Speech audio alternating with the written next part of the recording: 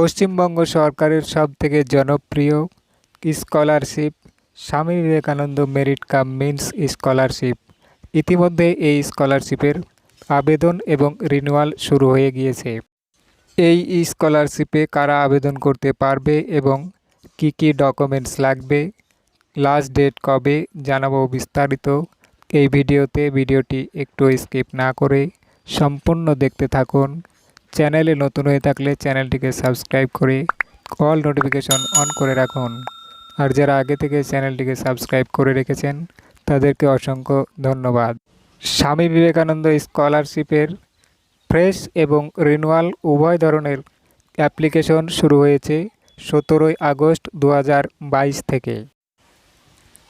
Swami Vivekananda merit cum means স্কলারশিপের official ওয়েবসাইটে প্রকাশিত তথ্য অনুসারে বর্তমানে কেবলমাত্র যে সকল শিক্ষার্থীরা মাধ্যমিকে উত্তীর্ণ হয়ে একাদশ শ্রেণীতে ভর্তি হয়েছে এবং যে সকল শিক্ষার্থীরা সদ্য দ্বাদশ শ্রেণীতে ভর্তি হয়েছে তারা এই স্কলারশিপের ফর্ম ফিল আপ করতে পারবে।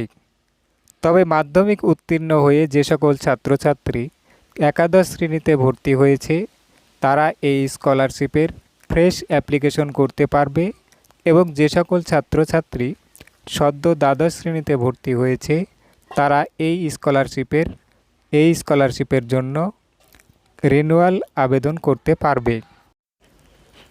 মাধ্যমিকে উত্তীর্ণ শিক্ষার্থীদের ক্ষেত্রে যে সকল শিক্ষার্থীরা মাধ্যমিকে কমপক্ষে 60% নম্বর পেয়ে উত্তীর্ণ হয়েছে তারা এই স্কলারশিপের জন্য আবেদন করতে পারবে। অর্থাৎ তাদেরকে কমপক্ষে 300 নাম্বার বা তার বেশি নম্বর পেয়ে পাশ করতে হবে।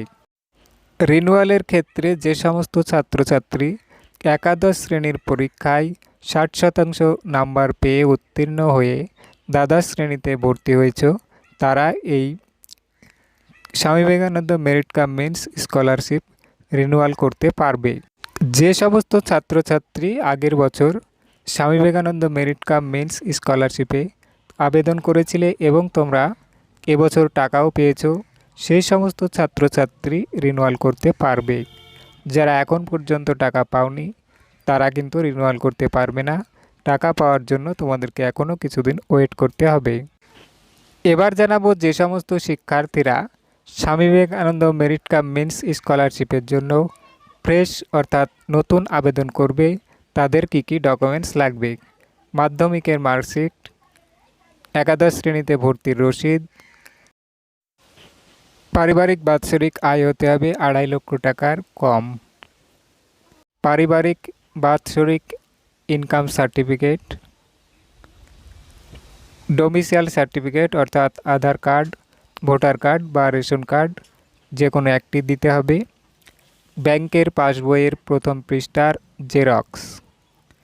যে সকল শিক্ষার্থীরা রিনিউয়ালের জন্য আবেদন করতে পারবে তাদের ক্ষেত্রে প্রয়োজনীয় নথি: শেষ পরীক্ষার মার্কশিট, এক্ষেত্রে একাদশ শ্রেণীতে পরীক্ষা দেওয়ার পর দ্বাদশ শ্রেণীতে উত্তীর্ণ হওয়ার মার্কশিটের জেরক্স কপি দিতে হবে, ইনকাম সার্টিফিকেট এবং ডোমিসাইল সার্টিফিকেট যেমন আধার কার্ড বা ভোটার কার্ড বা রেশন কার্ড যে কোনো একটি দিতে হবে এবং দ্বাদশ শ্রেণীতে ভর্তির রসিদ।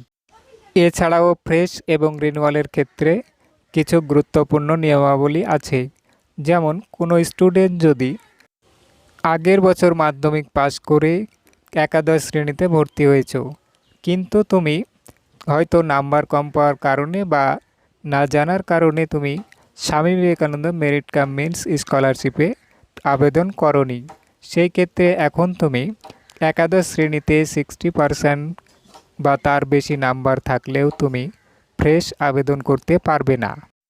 আবার যে সমস্ত ছাত্রছাত্রী আগের বছর মাধ্যমিকে 60% নাম্বার পেয়ে একাদশ শ্রেণীতে ভর্তি হওয়ার পর Swami Vivekananda merit cum means স্কলারশিপে আবেদন করেছিলে, টাকাও পেয়েছ, কিন্তু এবছর যদি একাদশ শ্রেণীর পরীক্ষায় তুমি যদি 60% নাম্বার না পেয়ে দ্বাদশ শ্রেণীতে উত্তীর্ণ হয়ে থাকো তাহলে কিন্তু তুমি রিনিউয়াল করতে পারবে না। যে সমস্ত ছাত্রছাত্রী আগের বছর মাধ্যমিকে 60% নম্বর পেয়ে একাদশ শ্রেণীতে ভর্তি হয়েছ এবং Swami Vivekananda merit cum means স্কলারশিপে আবেদন করেছিলে, কিন্তু এখন পর্যন্ত তোমরা টাকা পাওনি, তোমরাও কিন্তু এখন স্বামী বিবেকানন্দ স্কলারশিপের রিনিউয়াল এবং ফ্রেশ কোনোটাই তোমরা আবেদন করতে পারবে না। আবেদন করার পরেও তোমরা যদি টাকা না পেয়ে থাকো, তাহলে তোমাদের আবেদনের স্ট্যাটাস চেক করে দেখো কী কারণে তোমাদের টাকা এখনও পাওনি।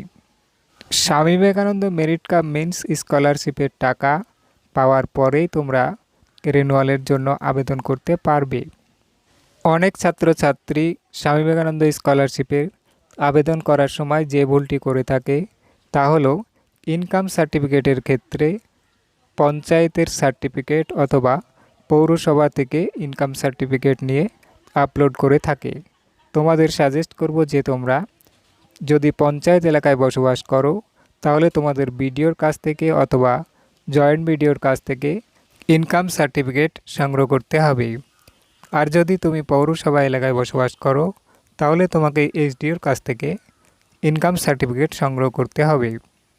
আবেদন করার সময় অবশ্যই তোমাকে মার্কশিটের 2টো পৃষ্ঠায় আপলোড করতে হবে। তাহলে তোমরা বুঝতেই পারছো যে বর্তমানে অর্থাৎ এখন স্বামী বিবেকানন্দ স্কলারশিপের পোর্টাল ওপেন করা হয়েছে শুধুমাত্র মাধ্যমিকে 60% নাম্বার পেয়ে যারা একাদশ শ্রেণীতে ভর্তি হয়েছ এবং যারা আগের বছর স্বামী বিবেকানন্দ স্কলারশিপে আবেদন করেছ এবং টাকাও পেয়ে গিয়েছ এবং একাদশ শ্রেণীর পরীক্ষায় 60% নাম্বার পেয়ে দ্বাদশ শ্রেণীতে উত্তীর্ণ হয়েছ, কেবলমাত্র তারাই রেজিস্ট্রেশন এবং রিনিউয়াল করতে পারবে। কলেজ লেভেলের স্টুডেন্টরা বর্তমানে ফ্রেশ রেজিস্ট্রেশন এবং রিনিউয়াল করতে পারবে না।